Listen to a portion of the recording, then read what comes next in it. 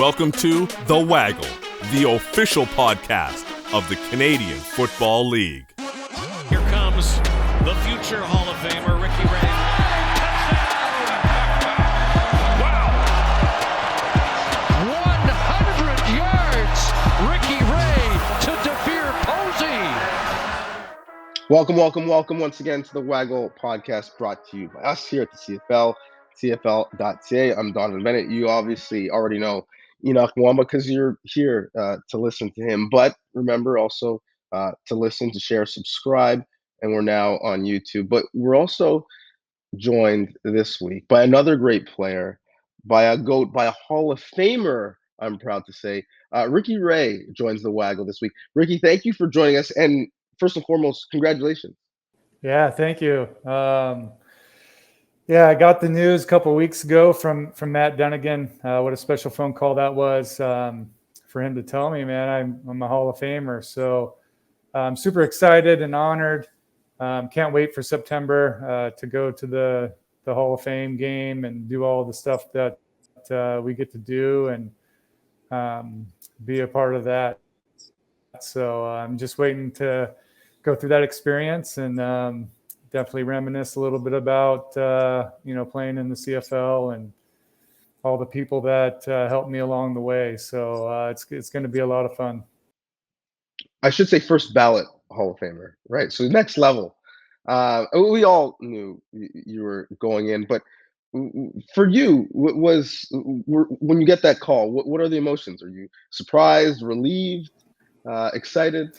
Yeah, I mean, I would say mostly excited. I just when I saw Matt's name pop up, I knew something special was going to come. I knew the announcements were coming up, so I kind of had a feeling that maybe he was calling for that. So when he finally did, break that news to me, just kind of an excitement, honored. All those feelings kind of went through me, and just can't wait. I mean, it's going to be so much fun to get up there and be back in Canada and around the guys again, and just go through all the things that they have, ready for us. I think once I get through the experience, I'll have a better understanding of what it's all about. Being around some of the other guys and just going through that whole process, definitely will give me a little bit better perspective on what it means to be a Hall of Famer. Ricky, you didn't have to wait too long. Like Donnovan mentioned, first ballot was not a long wait at all. I mean, we all anticipated and could have predicted this as well with such an amazing career that you actually had. And, I'm blessed to even say that I was able to compete against you. Now, when you got that call, what's the first memory that came to mind? Yeah, man, I don't know. I don't really remember what I was thinking about when Matt called as far as a CFL memory. But, I was asked this question before, and I've got a lot of great memories, man. I mean, there's a lot of memories that come to mind.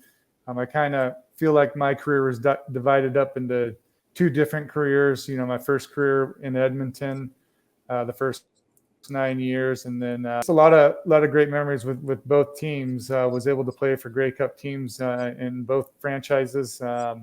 Sports is kind of dealing with the ups and downs and the adversity and also the great moments of winning a championship with your teammates. So, but when I really think about the memories that come to mind a lot more is just kind of the everyday things. I mean, just being in the locker room, hanging out with the guys, even doing stuff not at the football facility, whether it was, hanging out or golfing or going out after games and just kind of unwinding with the guys after a big win. So a lot of things are flashing through my mind when I think about my time in the CFL, and just what a great journey, what a great experience. I feel so lucky to be able to play football and to be able to do it for, I think 16 years in the CFL and be around such great people and just kind of have a very fulfilling, experience and a big part of my life. Enoch, I'm gonna put you on the spot. Talk to me. What made Ricky a Hall of Famer for you, having had to play against him and feel that greatness? Give me the scouting report that you have in your mind when you're going into a Ricky Ray week. Well, first of all, I got in the CFL in 2011, so he had already a lot of experience, a lot of success. So I came in knowing about Ricky Ray, a lot about Ricky Ray and how lethal and dangerous he already was. But the scouting report for Ricky Ray always was, this guy is one that's always poised. He's one that is relentless, and he will find the open throw, right?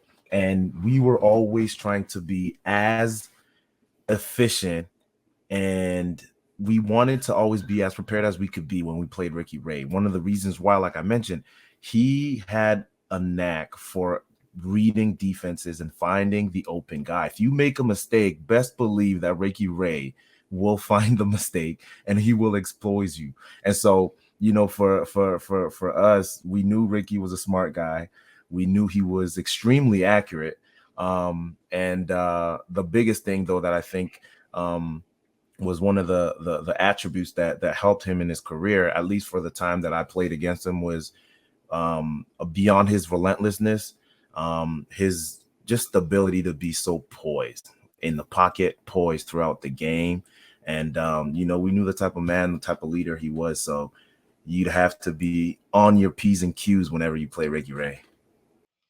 Well, you talked about the longevity, 16 years, which is a great, mark in itself. Never mind the records, never mind the championships. 16 years in so many different offenses, right? The Milanovic offense, where you're attacking almost, horizontally, and maybe less so vertically. And the QB is always right. Obviously, Tressman has very specific principles he wants his quarterbacks to believe in. Can you compare and contrast the different systems you're in and how you were able to succeed no matter who was calling plays for you?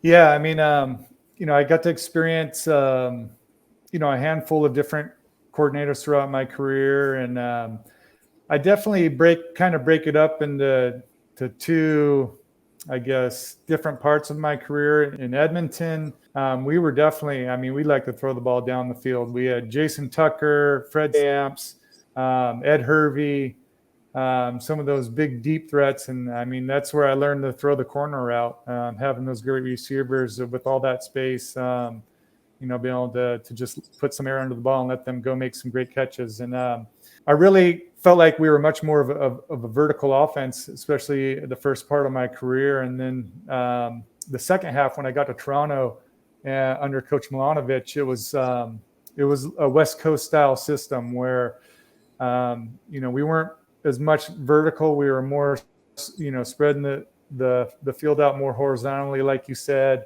trying to throw more high percentage stuff, get the ball into the receiver's hands a little bit quicker, try not to put as much pressure on our offensive line, as we're holding on to the ball, trying to throw it deep. And I think defense has changed too throughout my career. I think early on, you'd see a fair amount of man coverage. Or as my career evolved, I think defenses really started to evolve as well. We saw a lot more different zones, and it zone blitzes, all different kinds of defenses were kind of thrown our way. So we kind of changed with that, with more horizontal, I guess, pass plays. So and I think it helped me out too, because I hurt my shoulder in 2013. And, I had to get surgery after the 2014 season. And I didn't have much in my arm left, after the 2013 season. And for me, I really needed that horizontal game. When Tressman came in and brought his offense in, he said, it's fine. We just need to manage the horizontal game. We don't have to throw deep too much. And that really benefited my style of player, my limitations I had towards the end of my career. And, thankfully I was able to mesh up with him and to be able to have the 2017 season with his guidance and kind of, I guess, put a cherry on top of my career. I won some Grey Cups early in my career in Edmonton, and then my first year in Toronto, but it'd been, 5 or so years in Toronto, just kind of battling some injuries and kind of going on that roller coaster of missing a lot of games. And then to be able to have that full season with Coach Trestman in 2017 before I got hurt in 2018 was just a great cherry on top, like I said, to go out with one more Grey Cup. Speaking of Grey Cups, Donnovan, I'd like to ask you this, Ricky, and I often ask this question to people of your caliber, of your stature, who've won multiple Grey Cups, right? You're extremely well decorated. We talk about the Grey Cups, endless awards when it comes to team awards, all-stars, and all the recognition that was well-deserved as well. When we talk about the Grey Cups, I remember speaking with another Hall of Famer, Mike O'Shea, at the linebacker position. And I asked him this question as well that I actually want to ask you as well. I asked him what was his most valuable championship, right? And he talked about a lot of the times the one that meant the most to him was one where he played for one of his teammates. Which one would you say was your most valuable ring when you look back? And I know it's tough. I know each of them are special, but which one would you say, man, this one right here? I don't know if we fought really hard for it, but which one's your most valuable ring, you would say? Yeah, I mean, each one has its own story. Each one has its own kind of significance. But definitely the 2017 for me is the most valuable, I guess, to me, just because of, what we had been through in Toronto. When I first got traded there in 2012, we won the Grey Cup and things were really going in a great direction for us. And, we had some good years there the next year in 2013. And then we just kind of got on a, just a little bit of a roller coaster with missing the playoffs for a couple of years. I got hurt, missed a lot of games. Really after the 2016 season, I really didn't know what was going to happen to me that following season. I didn't know if I was going to be back in Toronto. I didn't know if I was going to be back in Toronto, would I have a chance to be the starter? Was I going to be a backup to Drew Willie, who they went and got in a trade? So everything was kind of up in the air. And to throw on top of that, Barker and Milanovic were, they were uncertain if they were going to be back as well. And so that offseason was, you're just kind of waiting to see what was going to happen. And then Barker got fired. Milanovic left for the NFL. And then they hired Mark Trestman. And I remember getting the phone call from Mark. And he was, he basically said, how you feeling, Ricky? What are you thinking? And I just told him, hey, I don't know what's going to happen. I just want to have an opportunity to come and compete in camp. And he said, you know what, like you're the starting quarterback. Going into training camp, you're the starting quarterback. I think you've earned it, throughout your career. And just being able to have him show that much confidence and belief in me from the get-go just really gave me a good feeling going into that year. And then just being able to go through everything we went through in 2017 and just start playing some great football towards the end of the year and kind of go on that run we went on and to beat Calgary, probably who was very heavily favored in that game. The way we did in the last few minutes of the game, with a big fumble turnover and then getting the interception to seal the game. Just a great story for us as a team, but also looking back for me as a player as well, who battled some injuries, didn't know what was going to happen that year, and then kind of getting another chance to be the starter again, to kind of end my career, as I said, with the Grey Cup. I definitely think that's the most valuable one.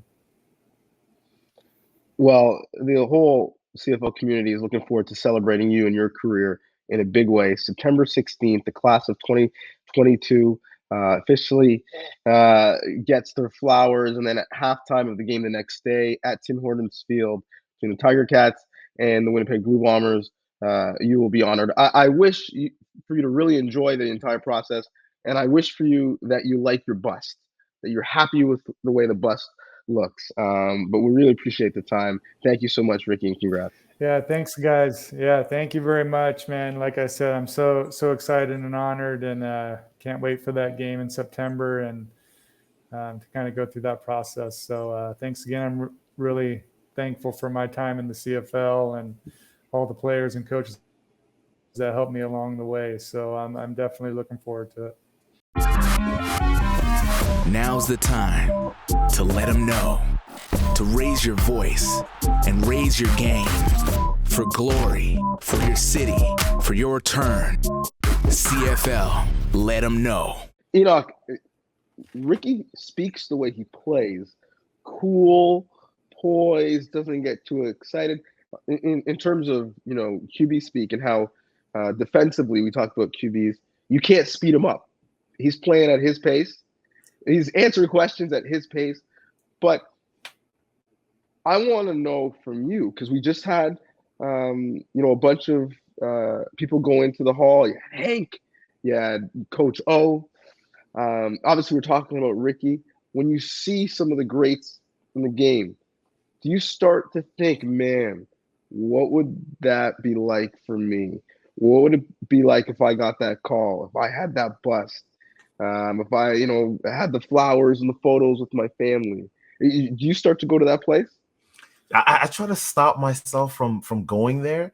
It's tough when we're on the show, my co-host asked me questions about it, and then I have some coaches that I've played with for in the past who say that to me, and I have teammates, young guys right now that that say that to me from time to time. So it's hard not to go there.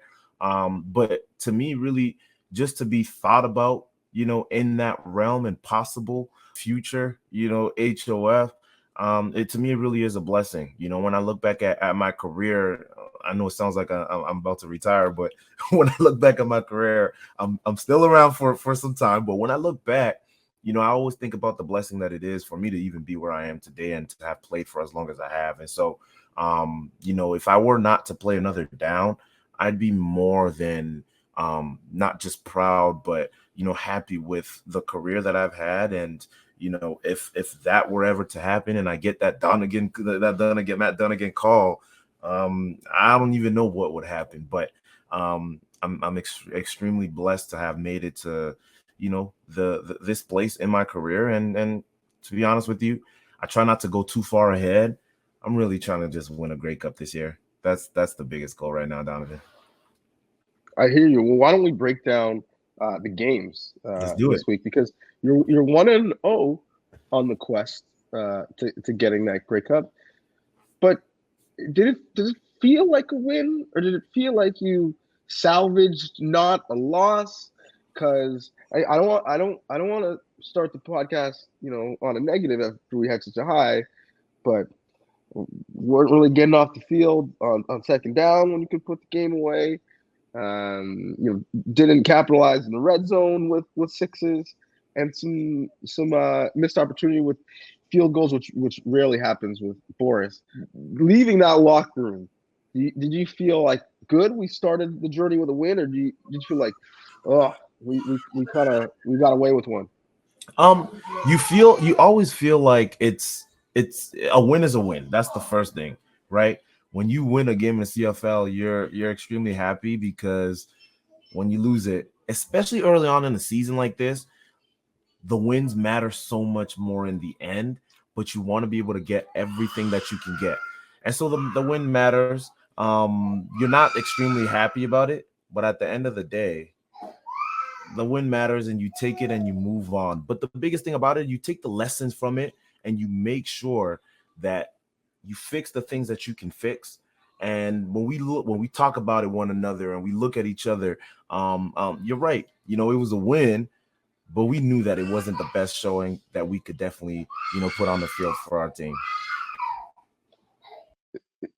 I wasn't sure if you said the win matters or the wind matters, because you had some help when that field goal sailed wide. When you saw it, which most people thought was a chip shot, when you saw it miss, I mean, on TV we saw Kari Jones reaction. He screamed, "Oh no!"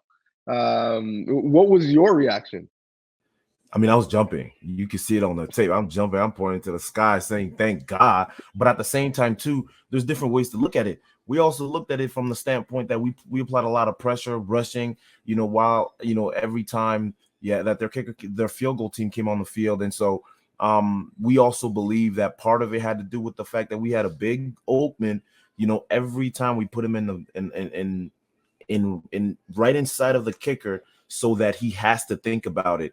And so maybe that's the reason why he kicked it far left for him. But at the end of the day, hey, look, we got the dub.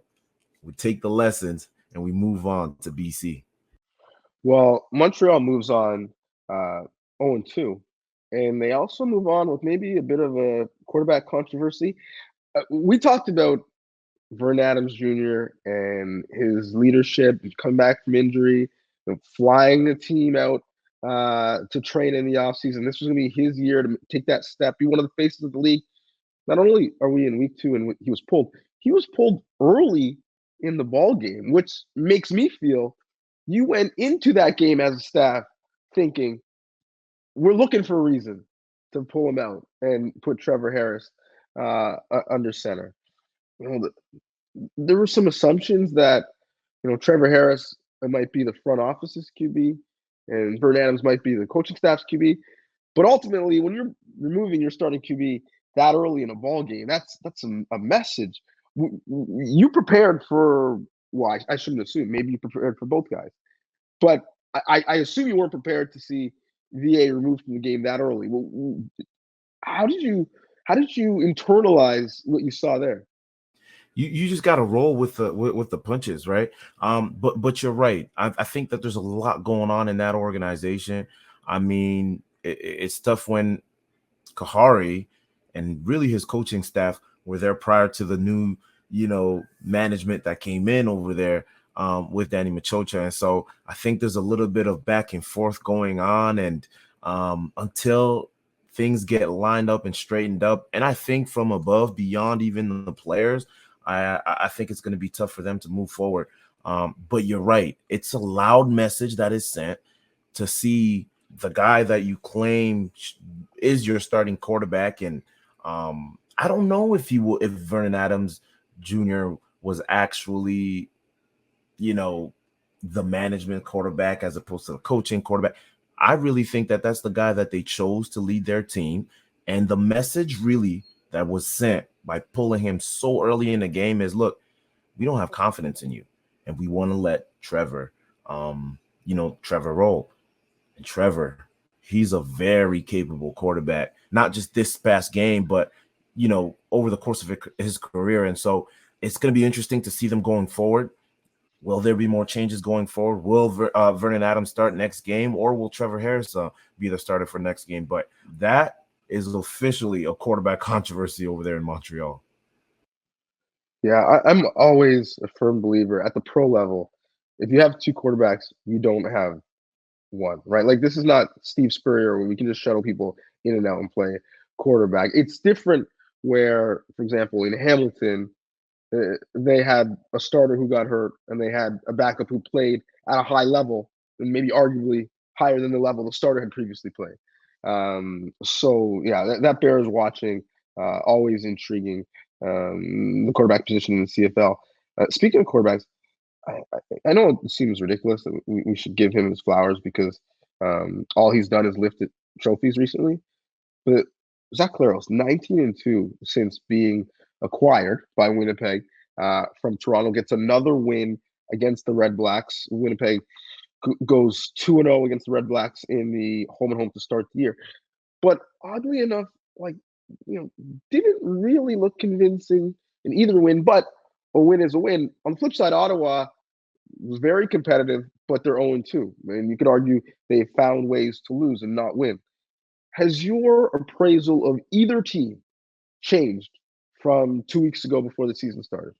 I would say there's a lot of questions that, kind of were answered from the Ottawa side. We wanted to see a more, competitive Ottawa team, and they definitely are competitive. Now, look, you never want to just be competitive. You want to be able to win. And so I'm sure in that locker room, in the front office, they're not satisfied with being able to compete with, the back-to-back champs. But at the same time, I'll also tell you this, on the Winnipeg side, I know it wasn't necessarily as close as, missed field goal, but I'm sure they go back in there and they say, man, look, we're better than this, right?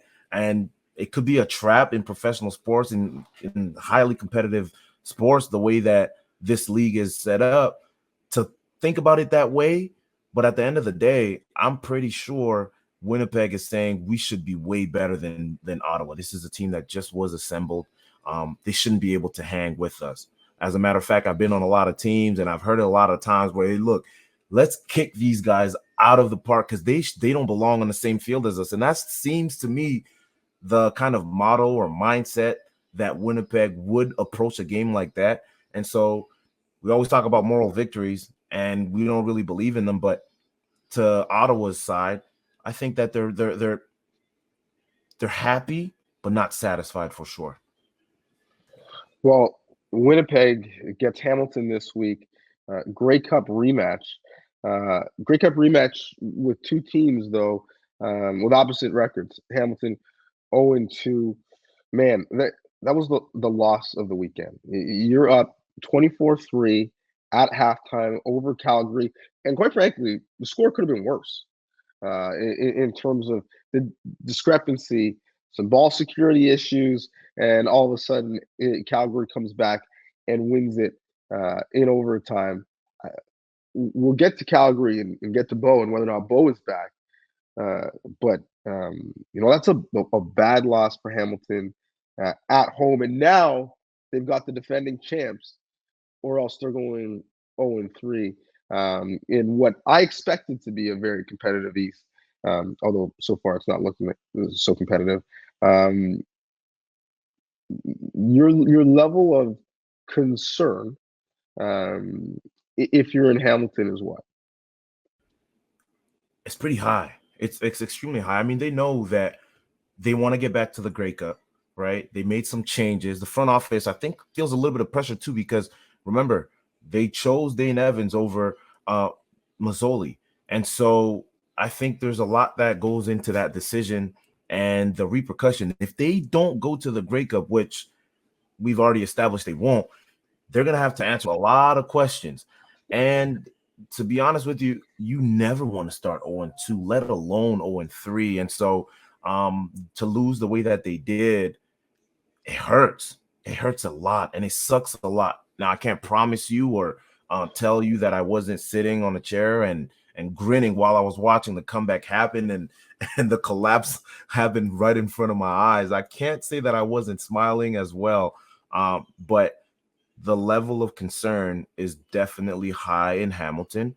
But, they got a leader in Coach Ho, who obviously was also inducted in the Hall of Fame for a reason, who I think, he's a great leader and he's going to inspire those guys. And you can never really count those guys out on the East. Yeah, the good news for them is that at 0-2, they're tied for second place in the East. As everyone outside of your Toronto Argonauts has struggled to start the season in the East. And quite frankly, making me look like a liar. Because coming into this year, I was saying, look at free agency, look at the movement of the quarterbacks. The East is going to be the dominant division. Got question marks at quarterback in BC. What's going to happen with Bo? And all of a sudden, the West so far has been best. Speaking of the West and being best, Bo, he was on his Draymond Green, screaming at the TSN panel, was feeling some type of way. Forget about the play. Just from a mentality standpoint, is that good if you're a Stampeder fan to see him, back to his demonstrative self? I mean, 1000%. I mean, what do they say? Never underestimate the heart of a champion. And don't forget, Bo Levi is a champion. He's won before and he knows what it takes. And I just liked the way that game progressed, not just because, I wanted to see Hamilton lose, but to see the trust that Dickinson had in Bo Levi, despite the tall task that was ahead of him. and for both to still remain poised and remain confident and just rally the troops and bring these guys back and ultimately get the W. It was really good to see the excitement in Bo Levi Mitchell, and once again, the way that he was, after the game and when he approached the desk and the panel and whatnot. It's really great to see. If you're a Calgary fan, you have got to be excited and looking forward to next week for sure. Speaking of champions, we got to talk about the City of Champions. They lose again. They are the West team that has started 0-2, as they weren't able to beat Saskatchewan, although they looked better. Still a loss. They were 0-8 at home last season. Now it's 9 straight losses at home. Arbuckle looked a bit better. He found that vertical touch. But you're looking at two programs in Saskatchewan who's had some consistency for a while, and Edmonton who's looking to kind of build and get back to that level. Is that a fair assessment of what we saw between those two? No, absolutely. I mean, Edmonton had a better showing, right? Because the game was about to start and you're kind of cringing at the TV. These guys had 52 points, if I'm not mistaken, put on them the previous week.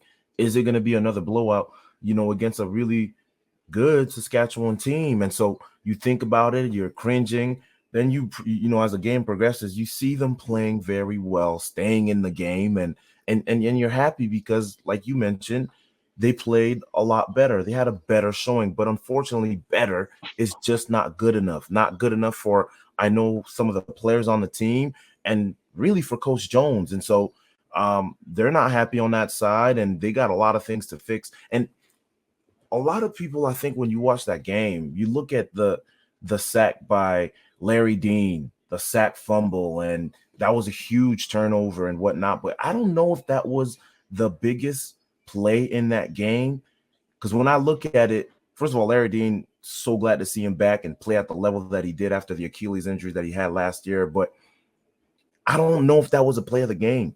To me, Edmonton was really mounting a comeback. They were really about to turn the momentum in their favor.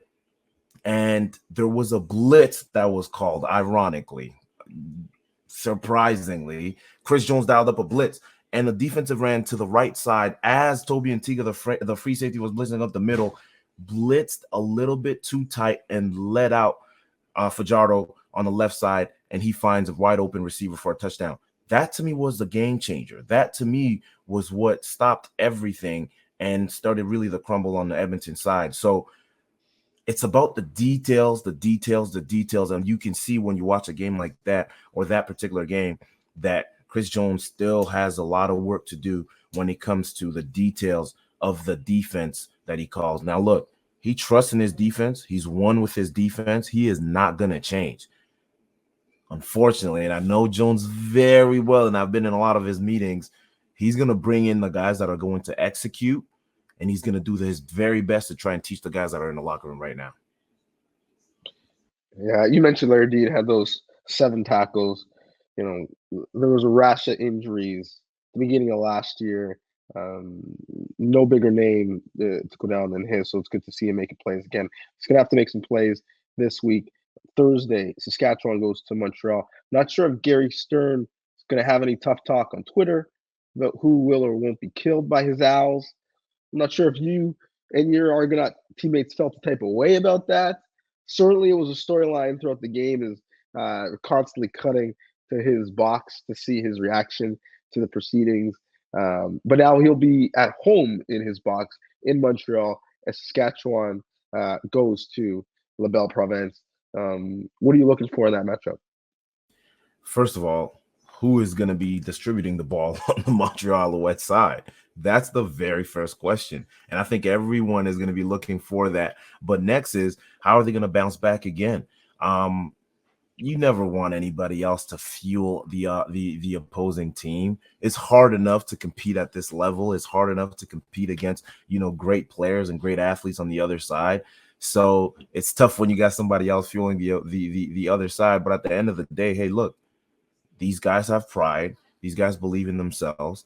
And it's going to be a really, really, really tough game for the Montreal Alouettes as they face a Saskatchewan team that seems like they're rolling, seems like they're gelling very well. And, they're making this trip, and I'm sure they don't want to go back home without that W.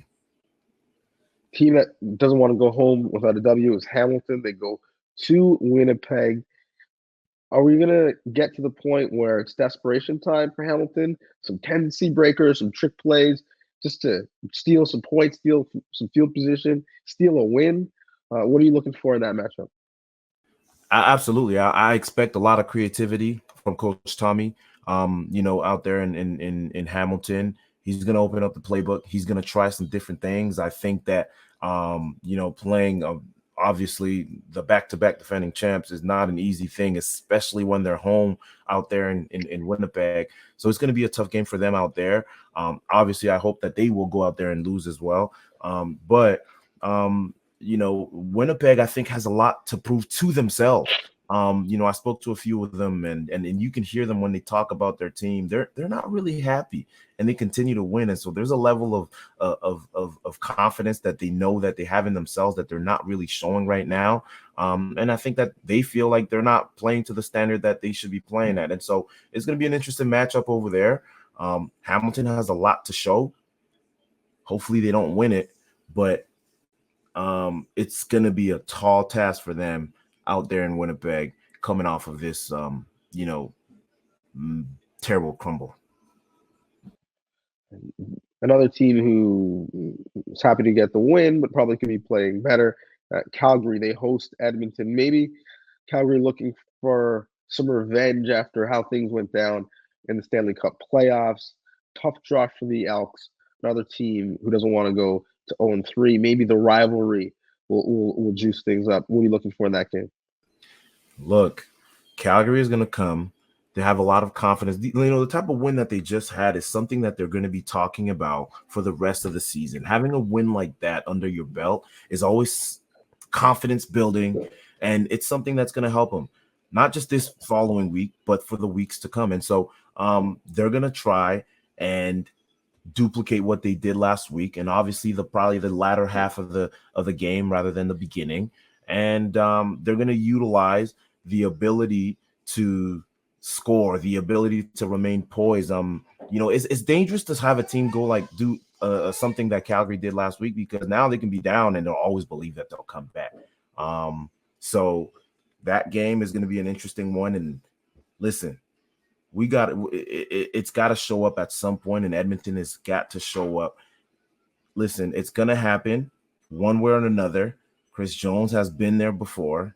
He's done it before. He's coached these teams before. The one thing that I look at when I look at the Edmonton Elks, I know that it's still the beginning of the season. Chris Jones is implementing a lot of different packages. And again, what I think Chris Jones is over there preaching is details, details, and details. I talked to, like I mentioned, a few of my teammates, former teammates that play for him right now that know him very well. And that's the exact same thing that they keep repeating. It's the little things. It's the little things that were not there quite yet. So they're going to try to execute a little bit better. It's going to be an interesting game. Well, I need the Toronto Argonauts to execute a little bit better. Difficult road trip. You get to go and run around and chase the great Canadian White Hope, Nathan Rourke. Difficult road trip for the Argos. I don't know about you growing up as a kid, but I constantly remember Argos teams that I cheered for going out to BC, playing that late night game, and it's a late game on Saturday, staying up only to see the Argos get slapped. Something about going there, playing late.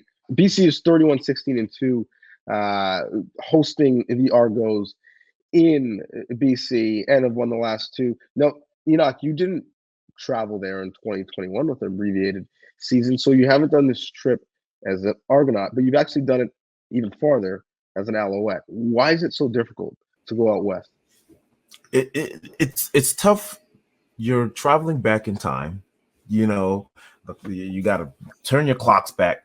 You're used to a specific schedule, and now it's got to change. And you got to get acclimated to the time and everything that comes with that. So it's always difficult to play a game like that, whether it's a night game, and typically you're usually in the middle of your sleep on the East Coast. It's always hard to do that, and there's different schools of thoughts. I've been in different teams where when you're playing a cross-country game, you travel the day of and just hope to catch up and play the game on the energy that you have and go back home. And I've been on some teams where I feel like we've had more success, and this is what we're doing this year. We're traveling 2 days ahead. We're traveling 2 days ahead of the game and try to get acclimated with the time and practice over there and get kind of used to BC time. And hopefully that's going to bode well for us. But I'm excited to play against the great Canadian White Hope, as you've dubbed him. But I want to see this kid go, right? He's played again. We just acknowledged that Edmonton, we don't feel, at least I don't feel that they've gotten the details of Chris Jones' defense yet. And, you know, he was able to capitalize off of that, as well as his running back. Butler did an amazing job, you know, when he played against the Edmonton Elks as well. So we're trying to give him a challenge. We want to see how much he can read defenses. I think we're going to throw a lot of different things at him. You know, I've been talking to my defensive coordinator already, and we're excited for the challenge that he's going to bring. And we want to see how real he really is. Well, thank you for selling the game and making all of us Canadians want to stay up and watch. That is great promo from Henoc Mwamba. I'll get my promo on. This is the Waggle Podcast. Thank you for listening. Please like, please share, please subscribe. Please follow us on Twitter and IG. And tell a friend, tell a friend, tell a friend. It is the Waggle. Thank you so much for listening. And shout out to Ricky Ray, first ballot Hall of Famer. Well deserved.